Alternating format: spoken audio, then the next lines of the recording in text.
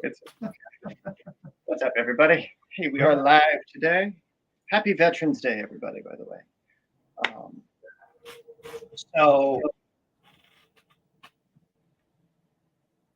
a little bit about this setup is that what we've got here is what I call the life potion, or what I'm going to call the life potion, right?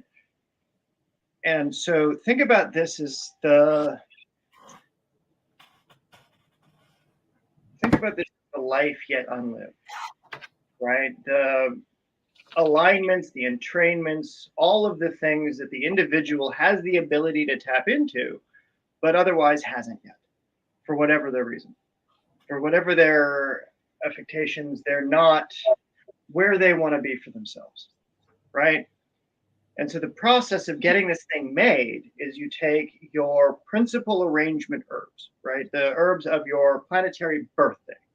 So the day you were born on, and then the stages of the 7 planets that precede, right? So that you complete the 7 ingredients, the 7 steps, as it were, each of the days.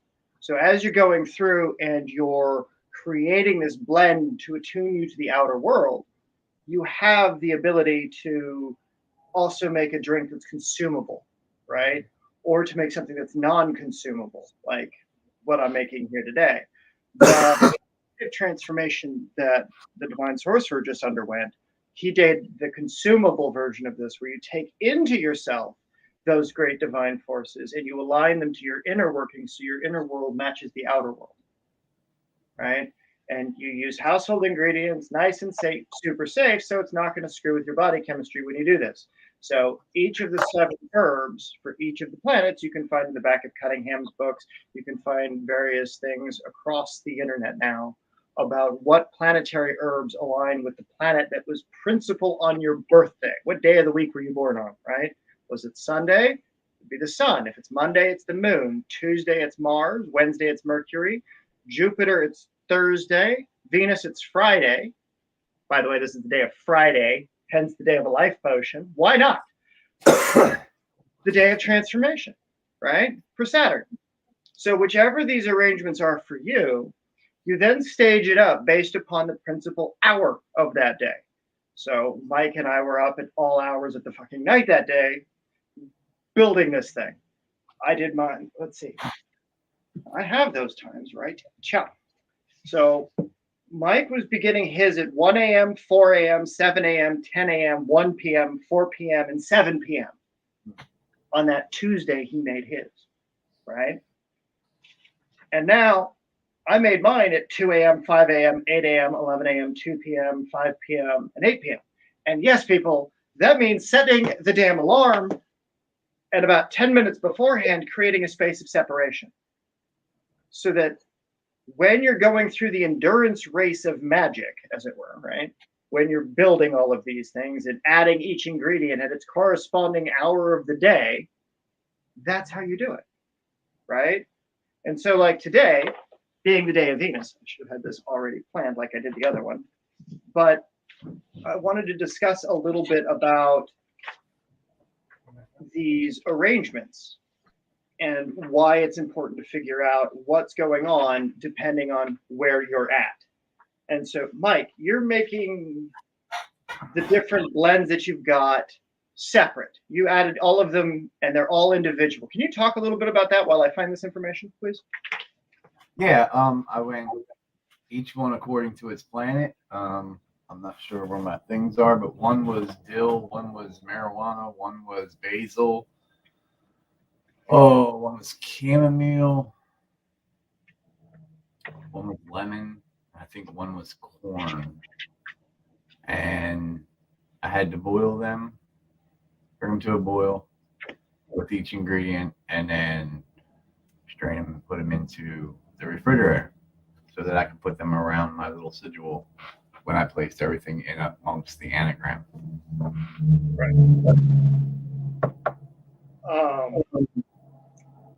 One of the things that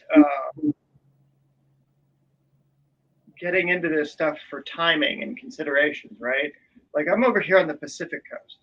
You're over there on the eastern seaboard, right? And so over here, for me, it's 3 p.m., which is why I set this thing up to start it at 3. is because it's the hour of Venus. Whereas for you, it's 6. And so that'd be the hour of Saturn. So it will do different things depending on who receives and who transmits, right? So as I'm building a thing that demonstrates life, you're in a state of reception, quite literally, over there on the East Coast while we're doing this thing. So we're still applying principles of magic. We're still applying these things. It's like, that's why I had it set up to 3. I just had to double check because my memory is not always the best. So when it comes to sectioning these things out, always check your notes. Always have a plethora of notes. It also helps reinforce it within your subconscious. Now, this is a potion that we made 7 days before Halloween. Okay, we made it on the full moon in October, so it was actually also a day of the eclipse on this one. And so by including that ingredient, by including those, I let it go to rot. So one of the stages of alchemy, fermentation, right? As it takes on a new life of its own. And that's what I've poured into this jar here. And I'm going to filter it into the graduated cylinder before I put it into the retort. But what I'm going to be doing is I'm going to be extracting the essence of this through a process of distillation, right? So I'm separating out the physical matter from its spirit. And I'll be collecting its spirit in a flask, which then I can bottle up and use and add into whenever I'm making the carbon-based ink, right? So whenever I have to add a couple of drops of water to carbon, I can use this water as my base for that, and it will put everything I am, everything I have already consumed in one form as part of the spell itself. And so you see how it stages over. You see how it starts to cascade into, oh my God, the opportunities, right? So there's a lot of stuff that we can do. So while I get to pouring, you get to talking, and let's have a good old good time. What am I talking about? I don't know, whatever you talk about.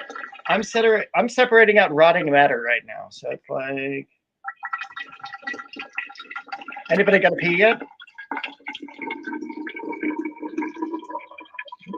Talk a little bit about the mixture you got there. What is it? So what? Talk a little bit about the mixture you got there. What is it? Well, this is the potion that I just finished talking about. Oh. So looks like Yingling Lager. So that right there, there's all the physical ingredients that I just separated off from when it was fermenting. So that's the life that it takes on, right? So as natural fermentation processes happen, it allows for the ingredients to infuse with a new kind of life that they wouldn't otherwise have commingled all together, right? And so I'm going to put that using a funnel into, funnels again. Yay, funnels. There you go, Russell. Funnels are important in everything. That in the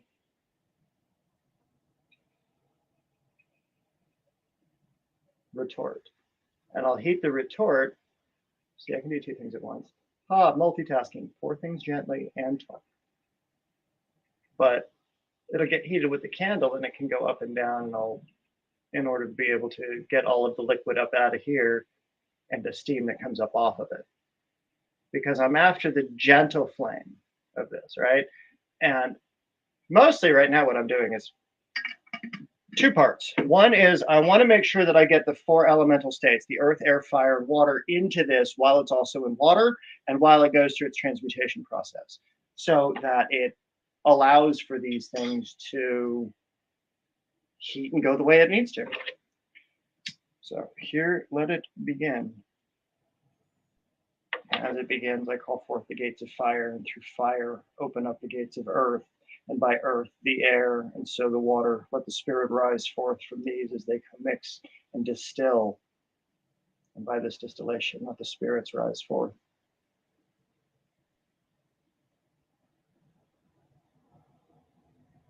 Right, and so then as this begins, I'm sure this is all lined up, this will just do its thing for like literally hours.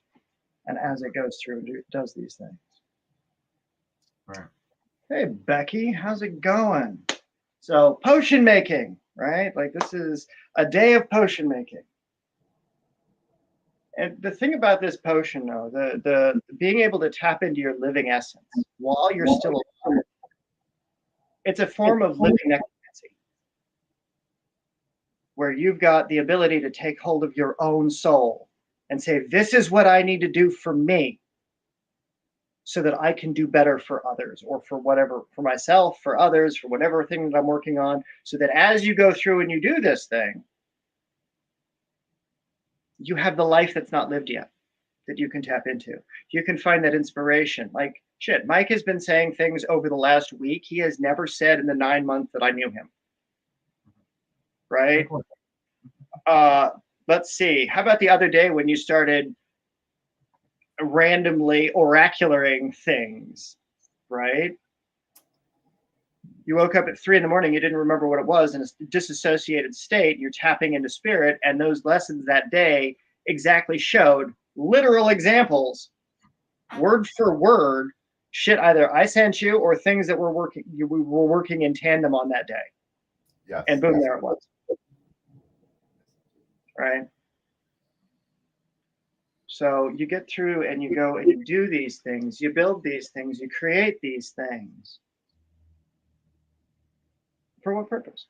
Right? And so this is where those next stages come in, is as you do this sort of total entrainment of both your life, your energy work, petitions that you write, the spells that you create, whatever it is, when you do something to this degree and put yourself in it to this totality, it allows you to be able to tap into energies about yourself, about the spirits that walk with you, about your ancestors, in a way that they never experienced before, because doubtful they went through and did it by the hour. Doubtful they went through and did the homework that took me about 20 years to find. Like, that's why I've only been gearing up in the last 2-3 years for the academy and everything, is because this research took me so long to find it, to be able to say, at this hour, do this specifically. Right? Like, that's in some places, but connecting it to the East, connecting it to the West, connecting it to the ancient world, connecting it to the modern world, connecting it to the alignment of the zodiac, right?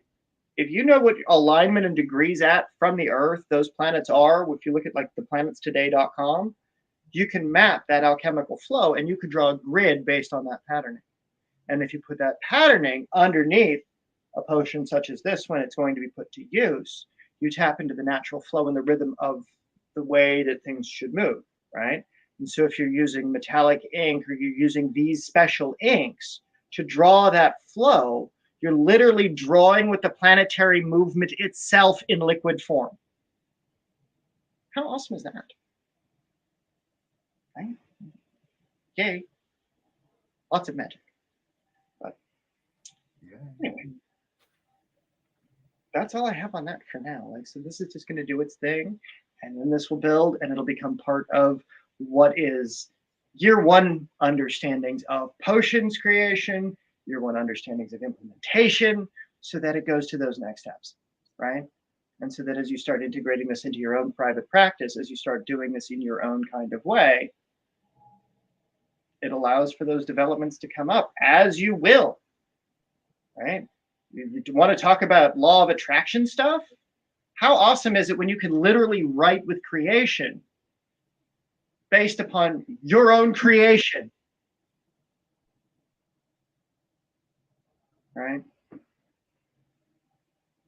Hell yeah. So anyway, stay safe, folks. Thank you to those who serve. I hope that this serves you in all of the ways that is the life that is yet unlived. So stay safe, my friends, and remember, don't be evil, okay? Also, don't consume it once it goes through. You just don't want to drink this stuff, folks. Like, this is a non-consumable product. Use it for mixing with inks only, or other paints and other waters and stuff that you're making that's external use. All right, guys, stay safe. Bye for now.